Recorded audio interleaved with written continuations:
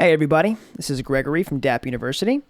So welcome back to this multi-part tutorial where I'm showing you how to code your own cryptocurrency and build your own ICO on the Ethereum blockchain. In this video, we're going to start building out the token sale website.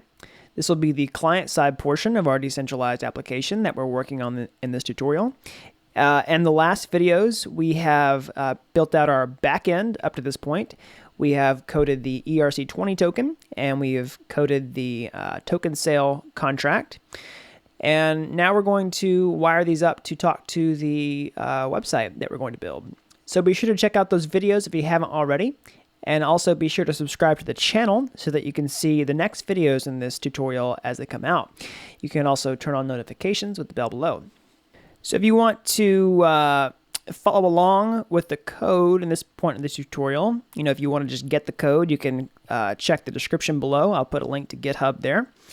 And you also want to make sure that you have installed all of the dependencies from the first or second video in this series where I show you how to get all your dependencies set up for this project.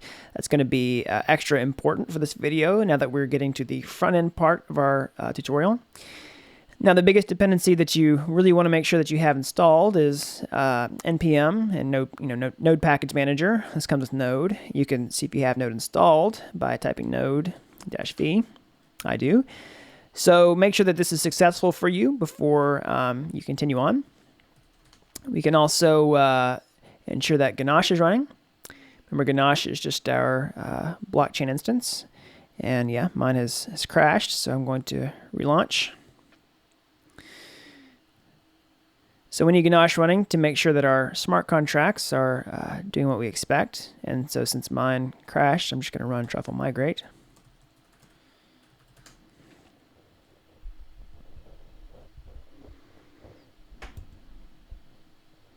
All right. Now let's go ahead and start building out our front-end project. So this is going to require several setup steps.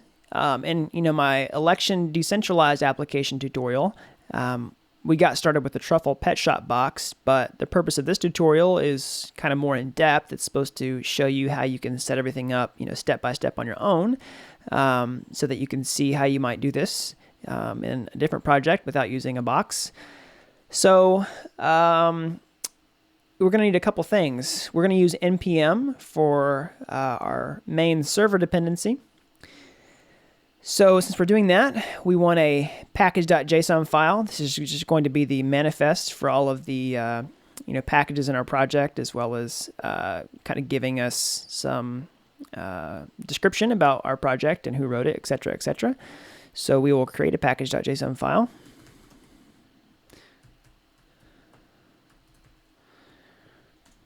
Okay. I'm going to open this in Sublime Text. Again, this is just my command to open Sublime Text. All right, so we have our package.json file here, and I'm going to just build this out. So first we'll give our project a name. This is going to be Dapp token. Well, sorry, we'll call it token sale. We'll call it Dapp token sale. And we'll give it a version. This would be 1.0.0. Be description. We'll say it's, we'll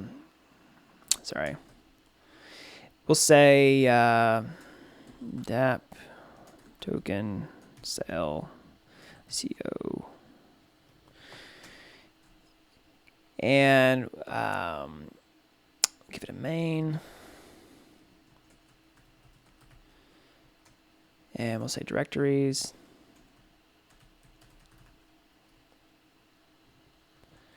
We'll specify some directories in the project.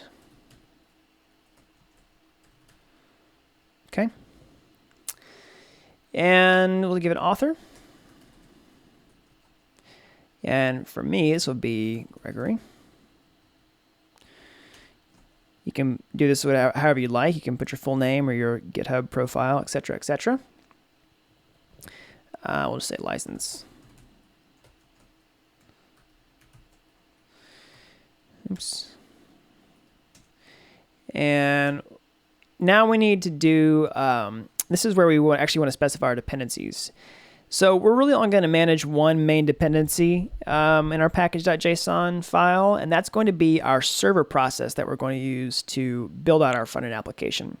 This is really similar to the Truffle Pet Shop box that you might have used in the previous tutorial. We're going to use light server for this. So we'll do dev dependencies.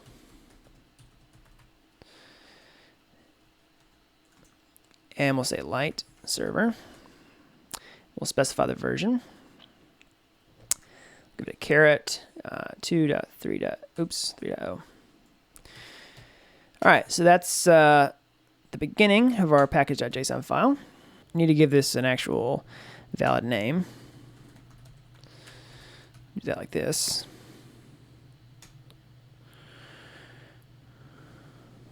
I got some other warnings here, like there's no valid repository. You could fill out all these values if you wanted to, but these aren't totally critical for this tutorial. Okay, so now that those dependencies are installed, you can see that we have created a node modules directory here. That's going to have everything that we need. So let's talk about this first dependency. This is light server that we've imported, and we can go see the GitHub repository where this is hosted.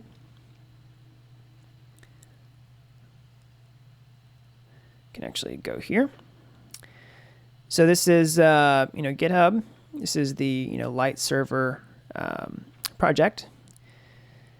So light server is going to be basically a development server that allows us to serve our project, our client side project, and we can see how we can run light server. We'll add this to our package.json file. We can add a configuration file. This is what we'll do. That will add some more, files to the root of our project. So let's actually add the command to start light server. We can do that like this. Go back to our project, and we will configure our package.json file to add a start script. We'll say add a new object here, and actually let's do this. We'll say scripts, and we'll say dev. We'll say light server. Okay. So whenever we type npm run dev on our machine, it will run this command. So let's try that.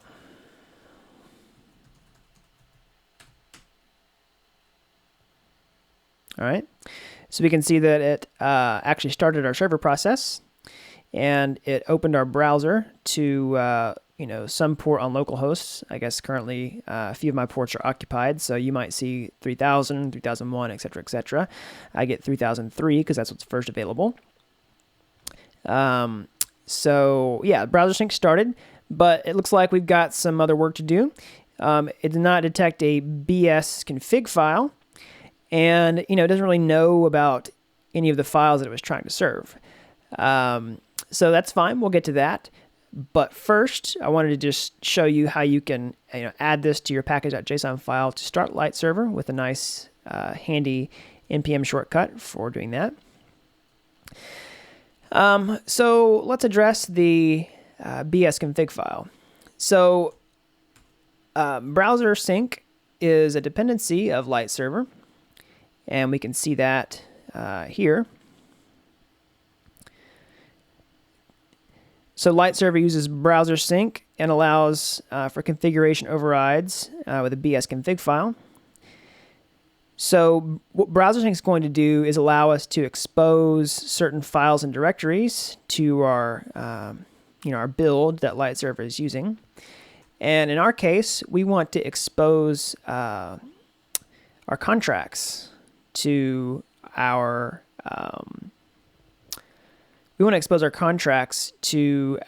front-end client. So eventually, we're going to create a source directory here, and we want to actually expose the contracts to that directory, and that's the directory where we will build all of our client-side code. So let's go ahead and create a browser sync config file. We'll do touch bs config. We'll do JSON. All right. And inside this file, it's going to be a pretty simple configuration. We'll just say server, and we'll say base directory, and we'll add an array. So now we're going to create this directory. We haven't done this yet, right? So this is just saying these are the directories we want to expose to light server. So we want to expose source. This is what we're going to create momentarily. And we want to expose the contracts here, these JSON files, these contract abstractions, to our client side. So we'll say build contracts. Make sure I got that right. Build contracts. Okay. Okay, so that is our light server command. Now, it's probably going to yell at us that it doesn't know what this is yet, and that's okay. But hopefully it'll pick this up. So let's try to rerun light server, npm run dev. All right. So let's see, the BS config file was detected. Serving files from source directory and serving files from the build contracts directory. So that's how you can know that your configuration was successful. Now this doesn't exist yet, so let's create it. I'm going to kill these. If you keep running npm run dev, you'll get a bunch of extra windows pop up. So let's do that. What I'm going to do is clear some of this out. Let's go ahead and create a directory for our project. So let's go ahead and create a directory for all of our client-side access. Sorry, all of our client-side assets. We will make directory, and we'll say source. Okay. We'll go ahead and create a directory for the CSS files. Oops. Okay. And we'll do the same thing for the JavaScript files. All right. And let's go ahead and create an index.html file while we're here. We'll say touch. Okay. And if you're unfamiliar with these commands, this is just creating a directory, a folder essentially, and this is just creating a file. So I have to have the directories and the folders there before I can create this file. Yeah. So let's see what we got here. Got a source directory, which is what we exposed to, with our browser sync config to light server. And we have an index.html file, which we haven't filled out yet. And we have a JavaScript directory and a CSS directory. So we can go ahead and, maybe create some HTML here. Okay, so I've just pasted in some really basic boilerplate HTML to get us started. Again, you can check out the code at this point in the project if you don't want to actually write all this yourself, or you can just, copy what I have on the screen here. So, I mean, some of this is kind of overkill for a tutorial, but it's, kind of conventional.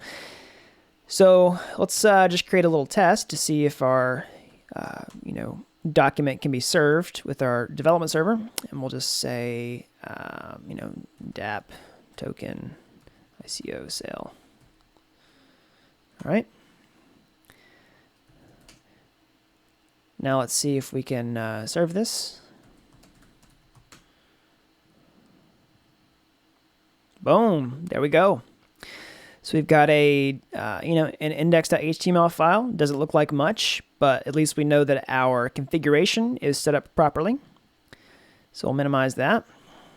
I'm going to clear this out now. Okay, so now that that's working, we need to import the rest of the dependencies for our project. Now, this can get a little tricky because there's so many versions of different dependencies that are being developed quickly right now for Ethereum development, and I really want to make sure that you have the right ones to follow along with the tutorial. So I'm going to show you how I'm going to install them, but it's pretty mission critical that you have the correct versions. So I'm going to put, links down in the description below to the exact dependencies that I'm using, that I'm going to import. And if all else fails, really just make sure that you go to this repository for the project and copy the dependencies yourselves out of the source directory. You won't see it here yet because I'm currently building it. I'm doing this live as we go.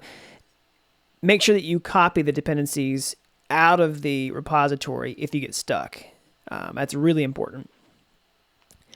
Now, I'm not going to use npm to install these other dependencies, and that might sound funny, but the reason I'm doing it is to show you, how we can, build this in a tutorial in a simple way without having to, complicate things with something like Webpack or another, module bundler, and kind of get lost in dependency problems. I want to keep this as simple as possible. So what we're going to do is basically import some dependencies manually into our CSS directory and our JS directory. So let's start with the easy stuff.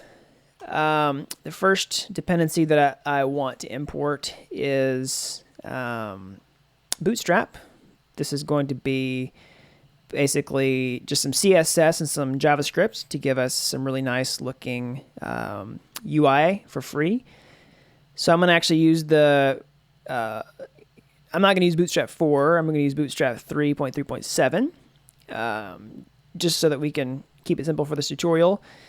And I'm just going to copy the actual source, the minified source, from these CDNs. So you can essentially, basically, go to the Getting Started page for Bootstrap 3.3. And you make sure you could download these files directly.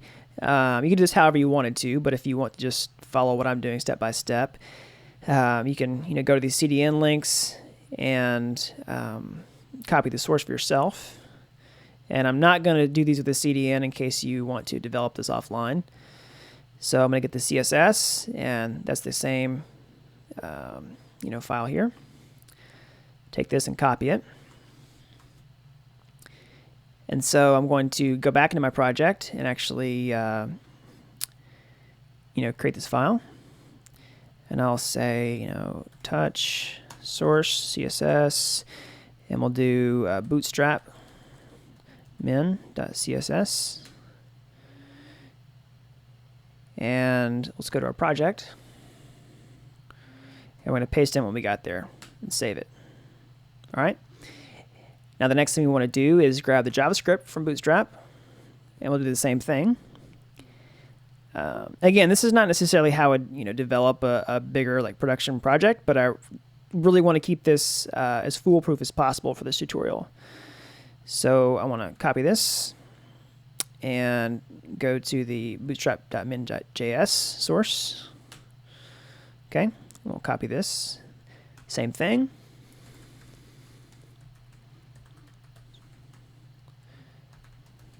Oops, sorry, not CSS. Okay. Paste this in here. So now you know that you have the same, CSS and JavaScript files that I'm using for this tutorial, and you won't run into any problems, hopefully. So let's pull those into our project. We can, add a simple link here for styles. This pulls Bootstrap styles in. This is what we just created, CSS, bootstrap.min.css. And let's pull in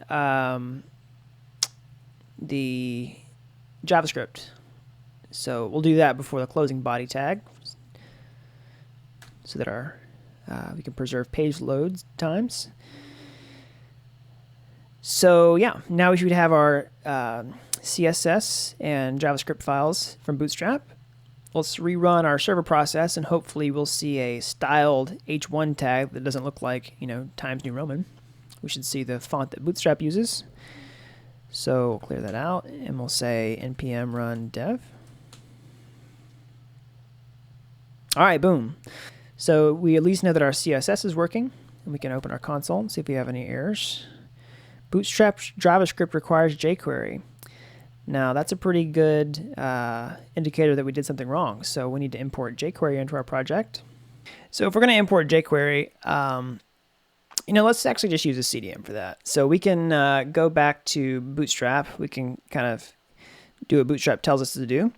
And we can use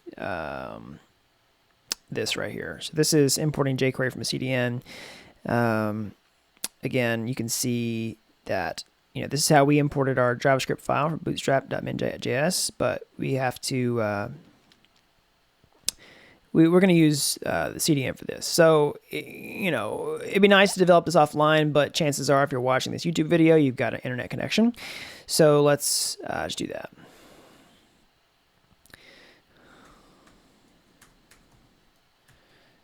All right. So that's pretty textbook from what Bootstrap tells us to do.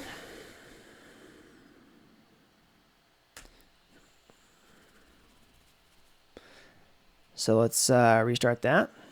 You can actually see this. It opened in a separate tab here. All right. So let's see if we have any console errors. And no, we're good to go. All right. So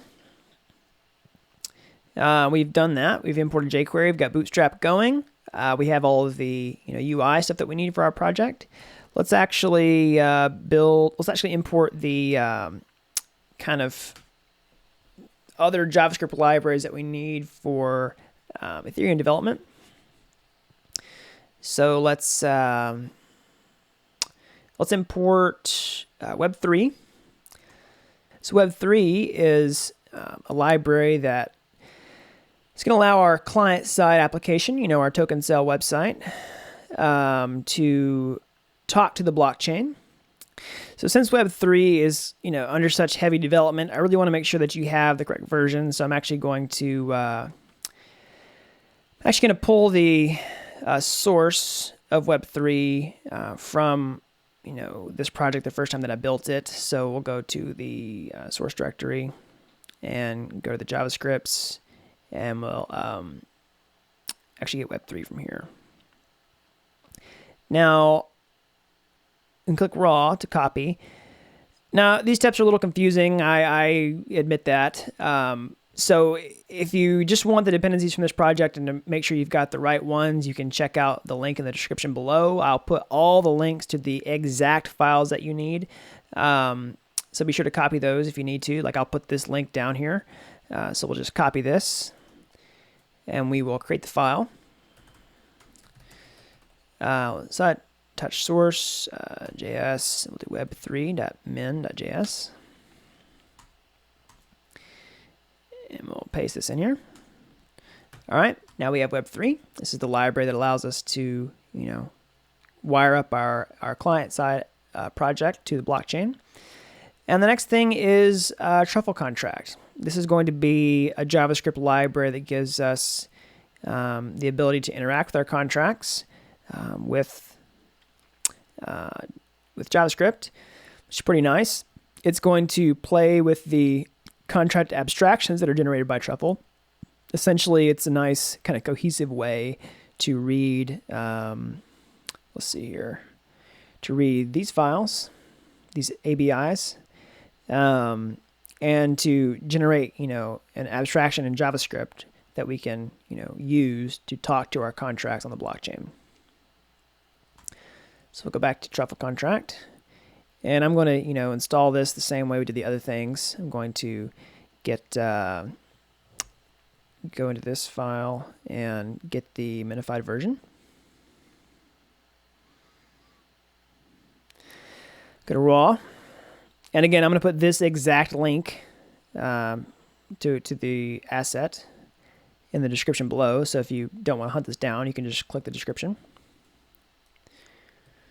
And I'm going to see this file name. Let's do touch source JS Truffle Contract min.js. All right. And we can go back to Sublime Text. Paste this in. Okay.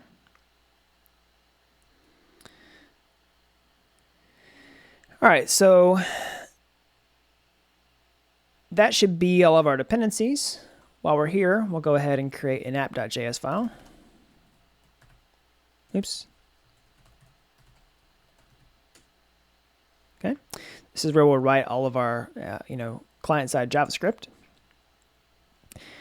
And we can go ahead and console log app.js loaded.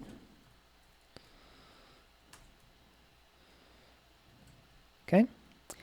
Let's include these files into our index.html file. We'll do that like this.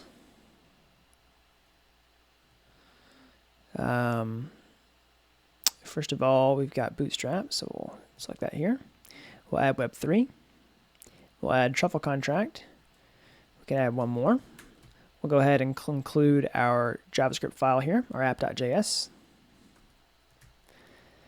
Now, it's also very critical that you load these in the correct order. We want to ensure that our app.js file is at the bottom.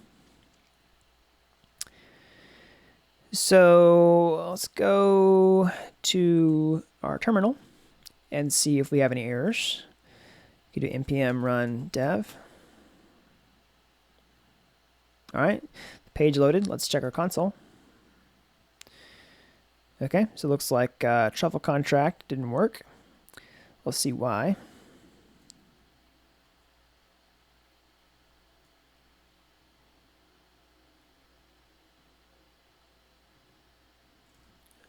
All right. It's probably named wrong. Let's just check. It's because it's Truffle Contract.js. Let's do min. That's right. Let's try that again. Okay. All right. So everything worked. No console errors anymore. And we have our app.js file loaded. All right. So that's it, guys, for this video. That gets us started building out our front end. We kind of have a test to ensure that, we've kind of wired everything up correctly. Again, this is really critical that you have all of the correct dependencies for front end development. And, my apologies that all of these dependencies are coming from a million different places. It's really hard to create a tutorial that is simple in this way because this can get haywire very quickly. So my apologies for that. I'm going to put a link down in the description below where you can get the exact versions of all of these files. And also, if all else fails, you can just check out the code at this point in the project. This will be at github.com/Dapp University/token sale. I mean, you won't see it yet because I'm building this live as we go. But whenever this video is published, yeah, you'll be able to go to that commit or see the final project and just find the dependencies in the source directory, and you could copy them from there if you wanted to, or you could just check out the project and go from there. So that's it. Thank you for watching this video, and be sure to subscribe to the channel so that you can see the next video in this series when it comes out. And until then, thanks for watching Dapp University.